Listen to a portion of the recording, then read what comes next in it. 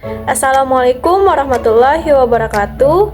Hai semua, perkenalkan nama saya Nailal Muna. Saya berasal dari Universitas Sari Mulia. Saya mengambil program studi S1 Manajemen semester 1. Di sini saya akan menjelaskan apa saja yang saya pelajari di pertemuan pertama sampai pertemuan ke-8 mata kuliah pengantar akuntansi. Slide pertama, pengantar akuntansi dibuat oleh saya sendiri, Nailal Muna. Next, apa itu akuntansi? Kata akuntansi berasal dari bahasa Inggris, yaitu to account, yang berarti menghitung atau mempertanggungjawabkan hal-hal yang berkaitan dengan masalah pengelola.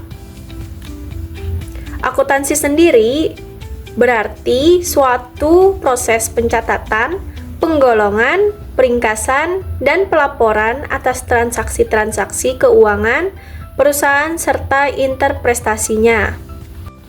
Selanjutnya, laporan keuangan itu terbagi menjadi 4, yaitu laporan laba rugi, laporan perubahan, ekuitas, laporan posisi keuangan, dan laporan arus kas.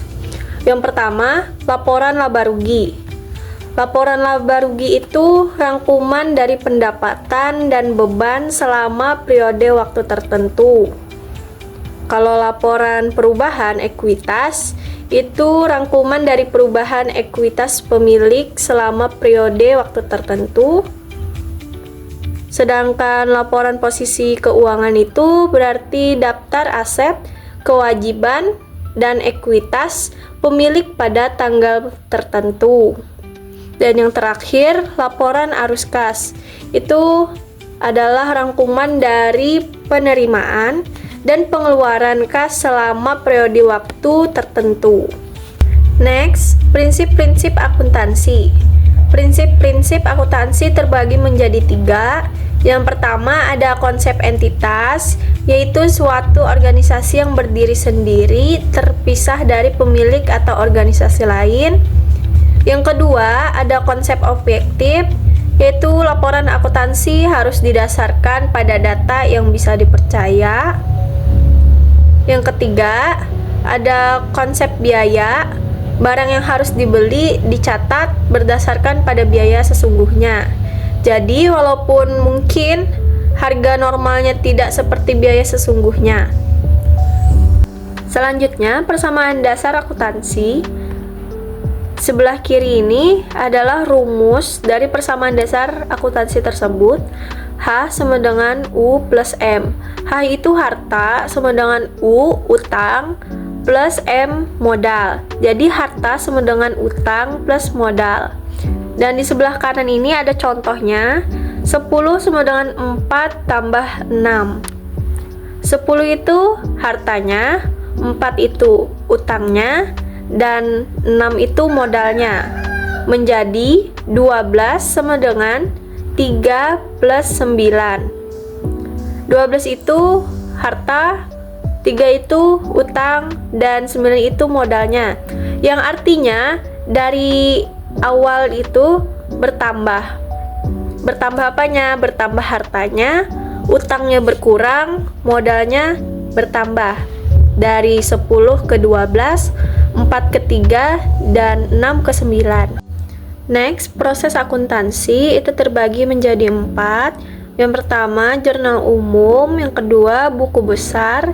Yang ketiga, neraca saldo. Yang terakhir, laporan keuangan. Yang pertama, jurnal umum. Itu digunakan untuk melacak aliran uang masuk dan keluar dari bisnis, serta untuk mengelola keuangan internal maupun eksternal. Selanjutnya yang kedua ada buku besar, itu untuk mengelompokkan transaksi-transaksi pada akun yang sama. Dan yang ketiga ada neraca saldo, itu untuk menyusun akun-akun ke dalam kelompok saldo. Normalnya akunnya itu di bagian debit sama kredit. Yang terakhir itu ada laporan keuangan, yaitu untuk memisahkan komponen-komponen akun real pada laporan posisi keuangan atau neraca dan akun nominal pada laporan laba rugi. Selanjutnya ada akun. Itu seperti rumus ya teman-teman. Di sebelah kiri ada debit dan di sebelah kanan ada kredit. Di sebelah kiri ada harta sama beban. Jadi debit itu ada harta sama beban dan kredit itu hutang plus modal sama pendapatan. Harta itu ada apa saja? Harta itu ada 3, yaitu ada kas, ada piutang, sama peralatan. Kalau beban itu cukup banyak ya. Jadi kayak ada beban sewa mobil, beban sewa tempat, atau tenaga kerja, beban tenaga kerja, beban listrik, dan lain sebagainya. Dan di kredit ada hutang plus modal. Itu hutang plus modal ada hutang usaha sama modalnya. Selanjutnya pendapatan, cuman ada pendapatan.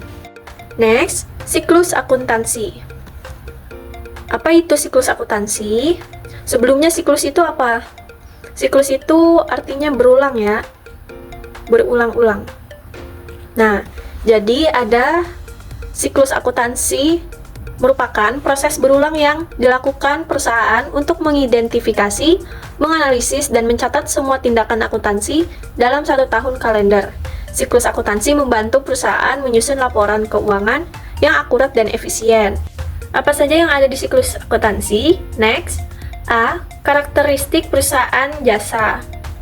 Perusahaan jasa adalah perusahaan yang kegiatan utamanya membuat produk tidak berwujud berupa jasa atau layanan dengan tujuan mencari laba atau melayani masyarakat.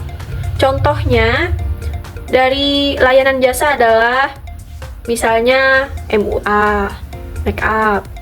Selanjutnya ada angkat barang, ada menjahit. Nah, itu contoh dari layanan jasa. Dia tidak membuat produk, tetapi memberikan jasanya untuk dijual. Ciri-ciri perusahaan jasa. Yang pertama, menawarkan produk yang tidak berwujud. Yang kedua, standar harga untuk suatu layanan yang ditawarkan perusahaan jasa sulit diukur. Ya, maksudnya adalah standar harga untuk suatu layanan yang ditawarkan perusahaan jasa sulit diukur karena cara menghitung harga tersebut tergantung tingkat kesulitan dari si pemberi jasa. Selanjutnya, B. Tahapan pencatatan. Yang pertama ada transaksi keuangan. Setiap transaksi perlu adanya bukti. Bukti berguna untuk memastikan keabsahan transaksi yang dicatat. Bukti tersebut juga bisa digunakan sebagai alat apabila terjadi masalah di kemudian hari. Contoh dari transaksi keuangan, bukti transaksi keuangan itu misalnya kwitansi, nota, dan lain sebagainya. Selanjutnya, siklus akuntansi perusahaan jasa. Nah, itu ada transaksi perusahaan jasa. Yang pertama, investasi pemilik atau calon pemilik. Yang kedua, pembelian peralatan dan perlengkapan. Yang ketiga ada pendapatan jasa. Yang keempat ada beban usaha. Dan yang terakhir ada piutang usaha. Nah, selesai. Itu saja yang dapat saya sampaikan dari materi pertemuan pertama sampai pertemuan ke-8 mata kuliah pengantar akuntansi. Jika terdapat kesalahan kata, baik sengaja maupun tidak sengaja, mohon dimaafkan. Terima kasih. Wassalamualaikum warahmatullahi wabarakatuh.